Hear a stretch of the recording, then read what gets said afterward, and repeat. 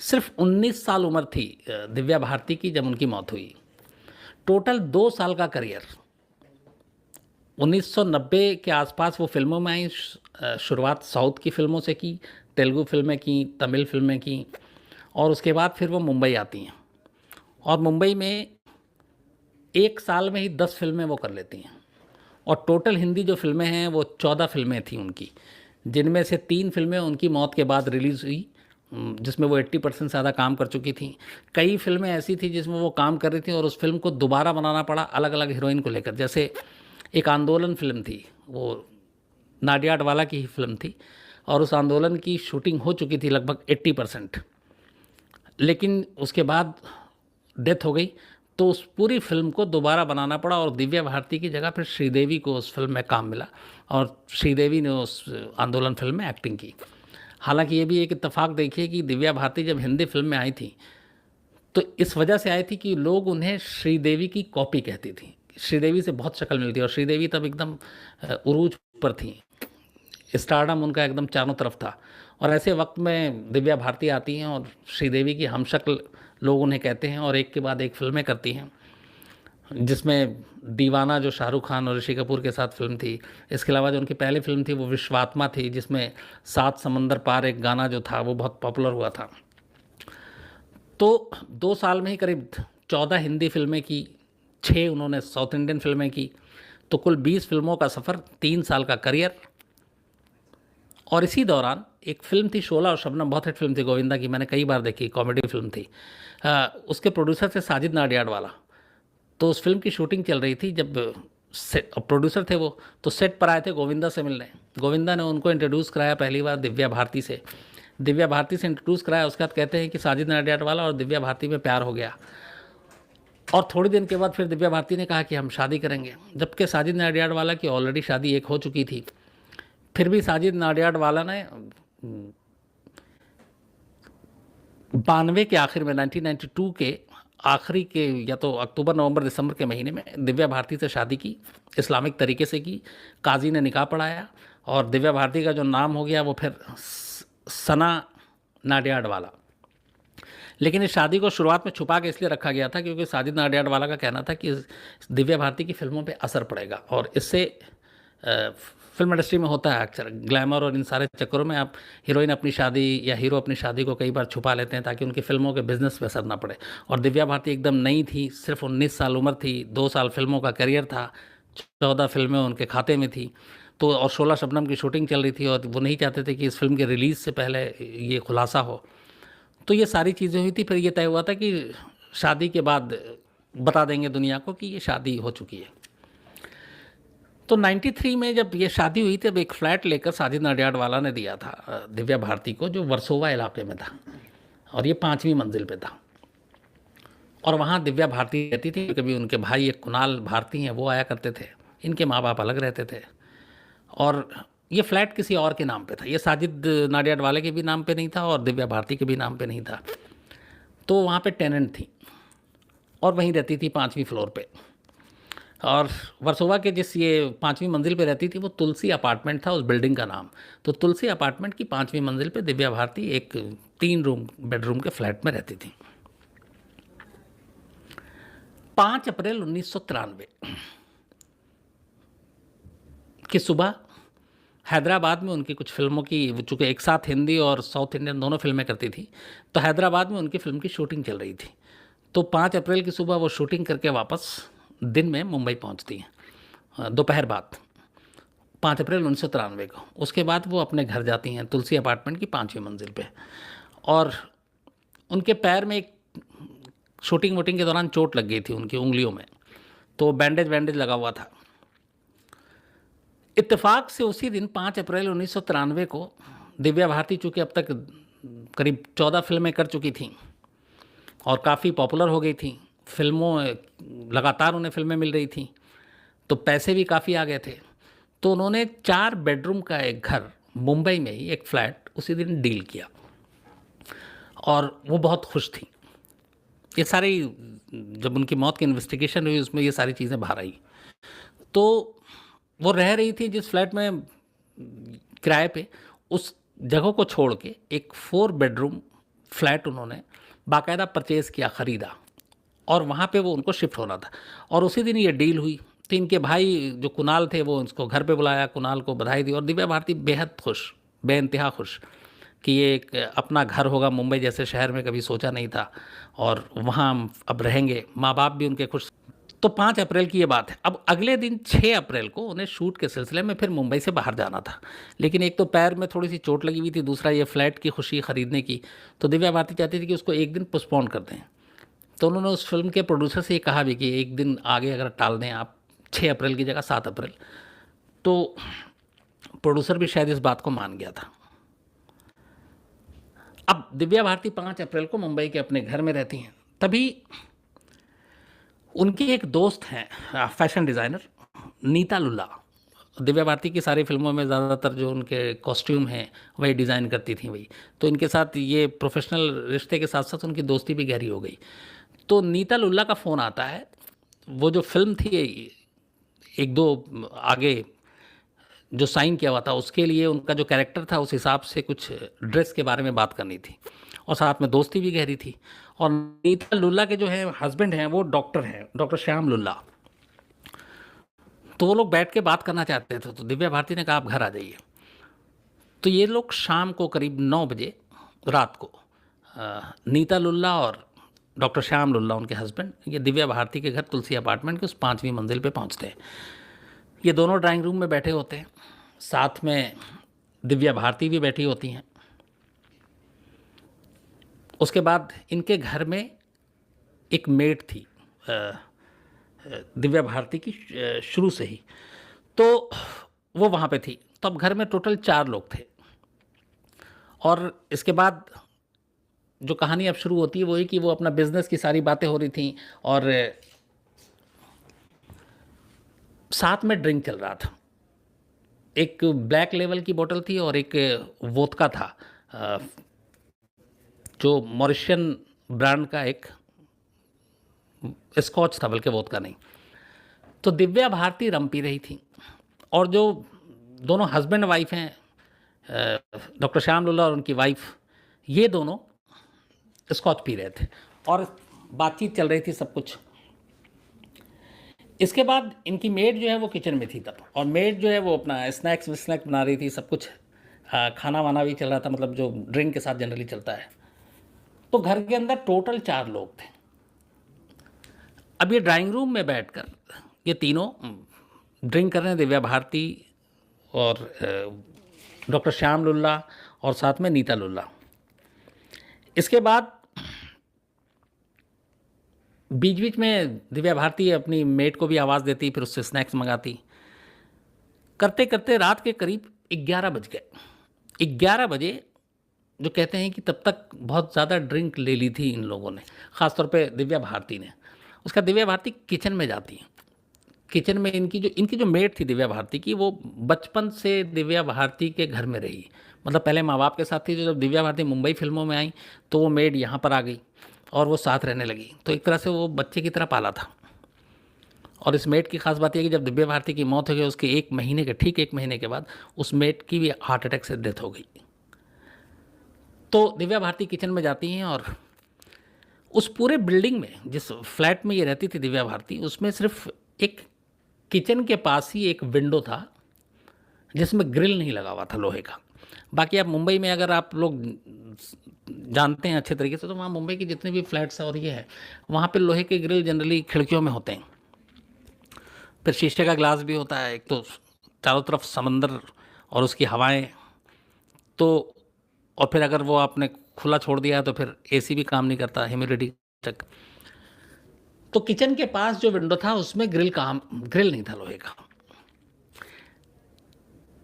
तो दिव्या भारती वहाँ पे चूँकि कई बार वो आवाज़ दे रही थी अपने मेट को, तो वो किचन में उठ के जाती हैं 11 बजे के करीब, और उस विंडो पे जो करीब 12 इंच चौड़ी थी, विंडो की जो दीवार थी वो करीब 12 इंच चौड़ी थी।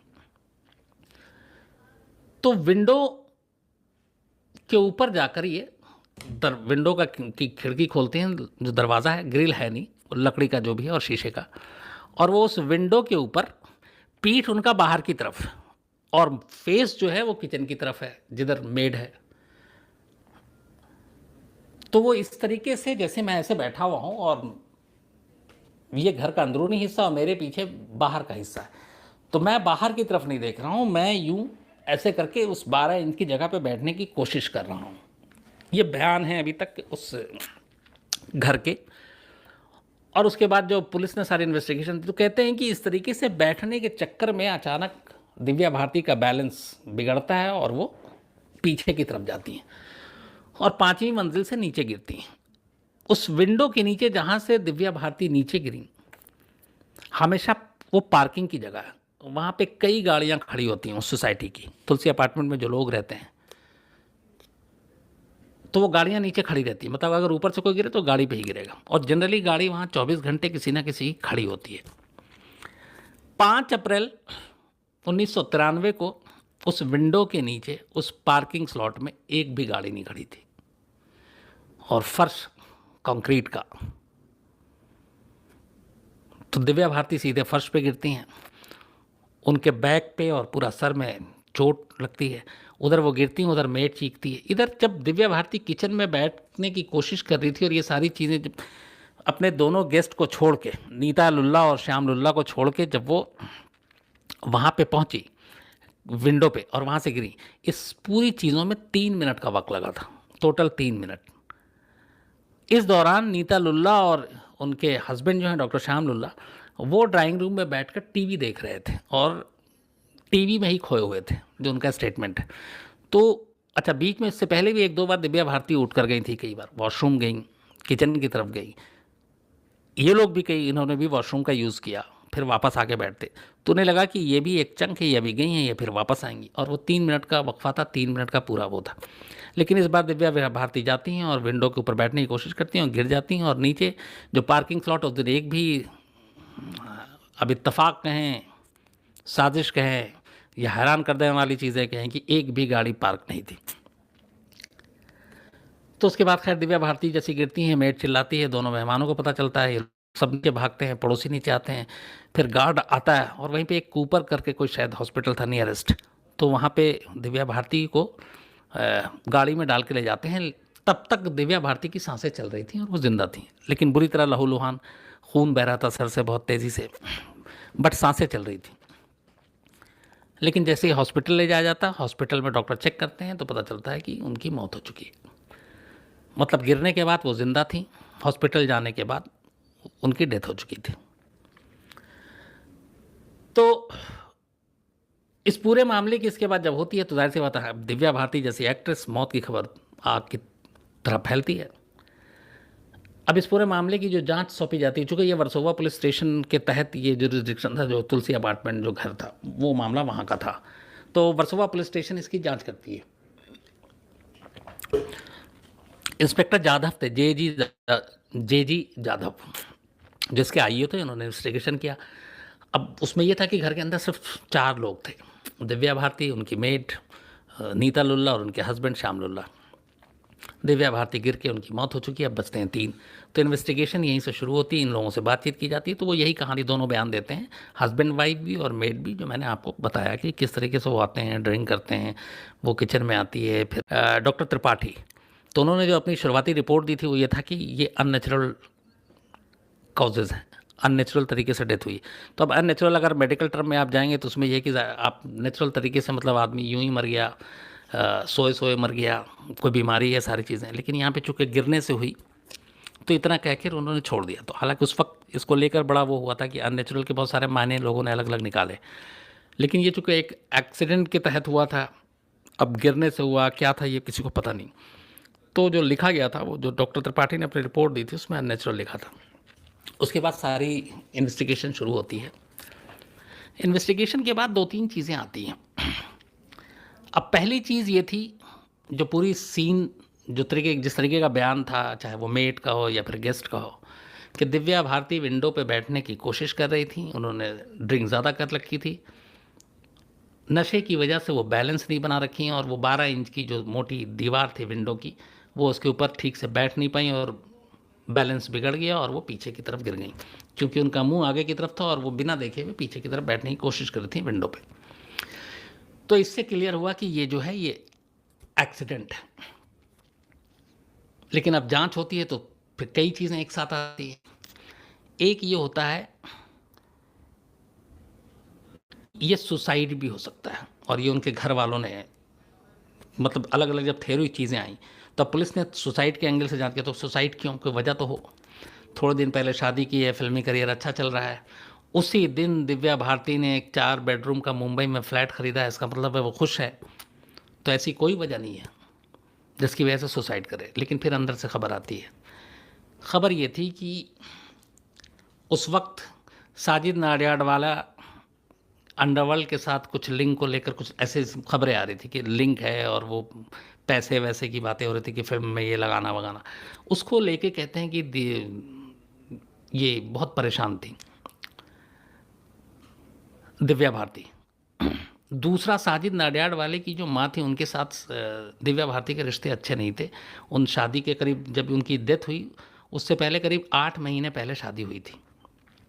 तो दिव्या भारती के घर वालों का कहना था कि माँ के साथ साजिद नाडियाडवाला के कभी अच्छे रिश्ते नहीं रहे, और वो उस रिश्तों को लेके बहुत परेशान थी कि आगे क्या होगा।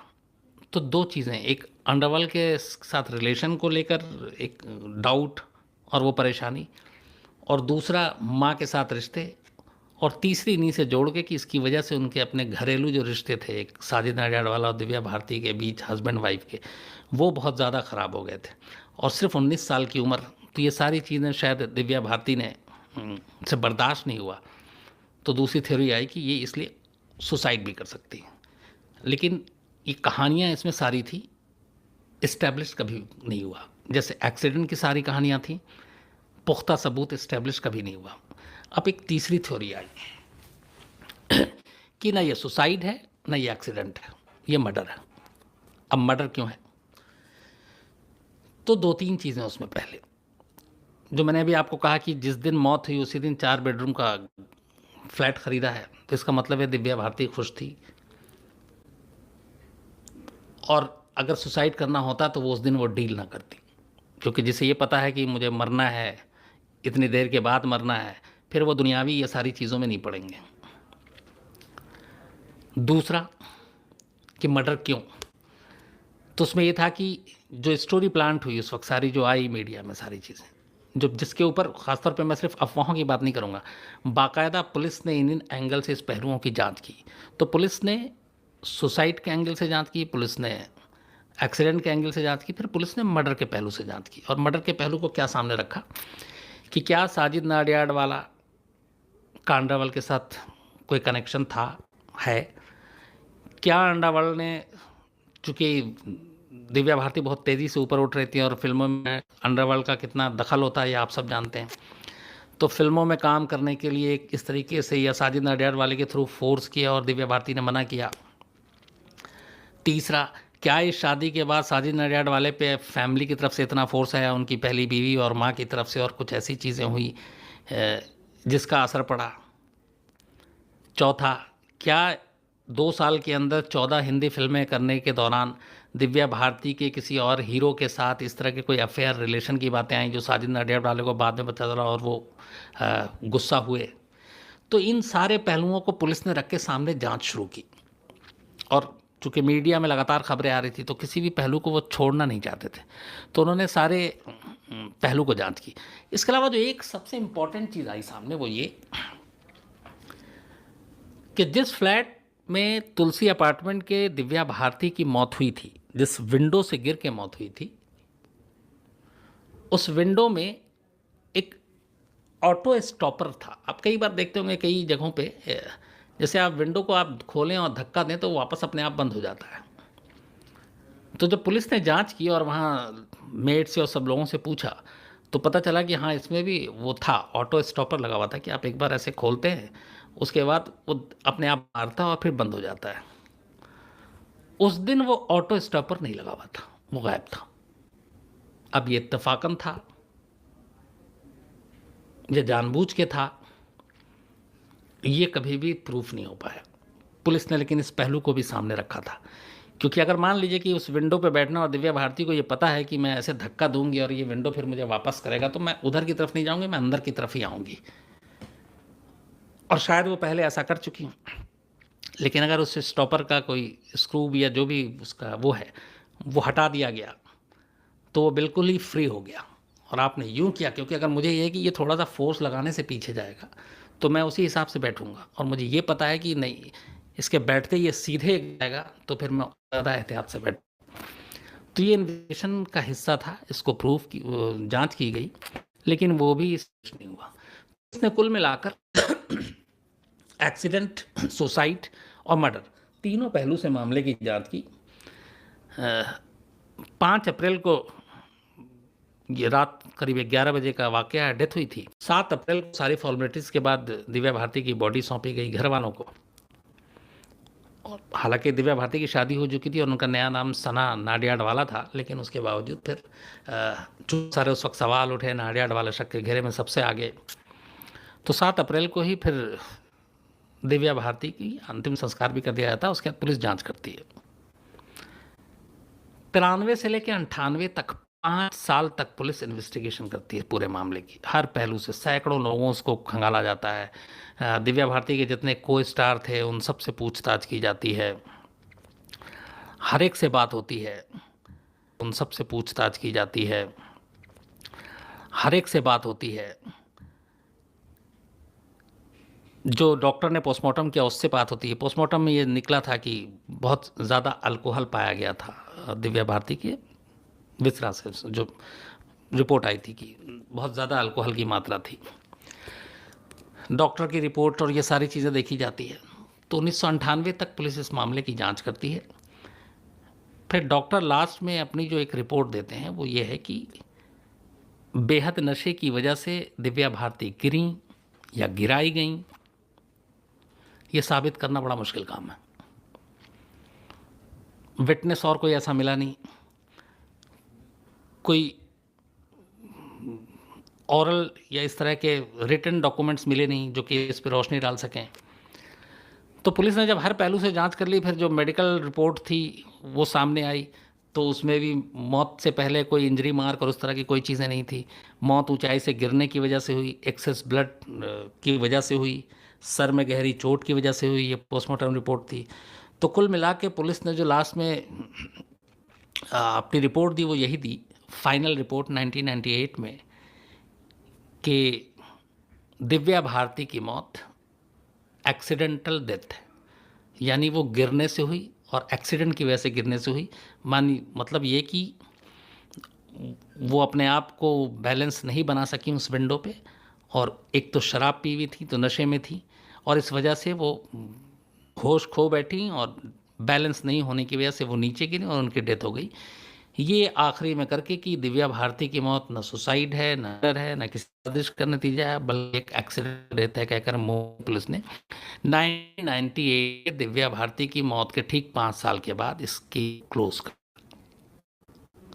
आज भी इसका स्टेटस ये कि ये क्लोज है, ये अपने किसी अंजाम नहीं पहुंचा है। हालांकि पुलिस की ये है कि एक्सीडेंटल डेथ है, लेकिन पुलिस ने कहा कि अगर कभी भी हमें कोई नया सुराग मिलता है तो हम ज़रूर इसको करेंगे। लेकिन वो दिन आज 25 साल हो गए।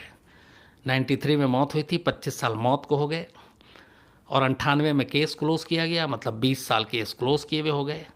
आज तक ये केस का स्टेटस वही है, और जो सवाल है वो भी यही है कि क्या दिव्या भारती की मौत एक हादसा, खुदकुशी या कत्ल? इसका जवाब किसी के पास नहीं। और उस घर में जो 3 लोग थे विटनेस, जो मेड थी, दिव्या भारती की मौत के ठीक 1 महीने के बाद उनकी भी हार्ट अटैक से डेथ हो गई। और जो डिज़ाइनर नीता लुल्ला और उनके हस्बैंड डॉक्टर संजय लुल्ला, उनका ये कहना था कि चूँकि वो ड्राइंग रूम में बैठकर टीवी देख रहे थे, उस वक्त वो ड्रिंक कर रहे थे और वो किचन में थी, तो इसलिए आखिरी के 3 मिनट में क्या हुआ वो उन्होंने नहीं देखा। लेकिन उनके हिसाब से जब वो बातचीत कर रहे थे तो दिव्या भारती कहीं से भी ऐसी नहीं लग रही थी कि वो डिप्रेशन में है या कुछ और है। तो सारे बयान दर्ज हुए थे, इवन साजिद नाडियाडवाला के बयान दर्ज हुए, बहुत दिन तक वो रडार पे रहे, लेकिन आखिरी में पुलिस ने केस क्लोज करके हर एक को इसमें क्लीन चिट दे दी और यही माना कि ये मौत एक एक्सीडेंटल डेथ है। तो आप में से बहुत सारे लोगों की ये फरमाइश थी दिव्या भारती की कहानी। तो ये थी पूरी कहानी कि एक घर के अंदर, इसमें कई चीज़ें मिलती, जैसे आरुषि में भी एक घर के अंदर 4 लोग थे, हालांकि उसमें 2 मौत हो गई, 2 जिंदा बचे थे। इस घर में भी 4 लोग थे, लेकिन इसमें से एक दिव्या भारती की मौत हुई, 3 वहाँ थे। एक मेड तो बिल्कुल वहीं पर थी। लेकिन उसके बावजूद अगर ये सारी सच्चाई है तो क्यों नहीं लोग यकीन करते हैं ये अभी तक एक रहस्य बना हुआ है कि हाँ वाकई दिव्या भारती इस तरीके से इनकी मौत हो सकती है। आ, लेकिन ये सवाल आज भी है। और दिव्या भारती ने उसके बाद कुछ जो फिल्में अधूरी रह गई थी बाद में अलग अलग हीरोइनों ने की, जैसे मैंने आपको बताया आंदोलन श्रीदेवी ने उनकी फिल्म पूरी की थी। तो 1991 से 93 के बीच में कुल जो है 14 हिंदी फिल्में उन्होंने की, जिसमें से 1992 में अकेले 10 फिल्में रिलीज़ हो गई थी हिंदी। ये भी अपने आप में कमाल है। और बाकी के 6 साउथ इंडियन फिल्में थीं। एक उभरती हुई बहुत, और 16 साल की उम्र में उन्होंने साउथ इंडियन फिल्मों में काम किया। 17 साल की उम्र में हिंदी फिल्म इंडस्ट्री में आई। 18 साल की उम्र में उन्होंने साजिद नाडियाडवाले से शादी की और 19वें साल में उनकी मौत हो गई। मतलब अजीब, अफसोसनाक, एक उभरती हुई बहुत अदाकारा, ऐसी एक्ट्रेस जिसको लोग बहुत पसंद करते थे, उसका एक अफसोसनाक अंत हुआ था।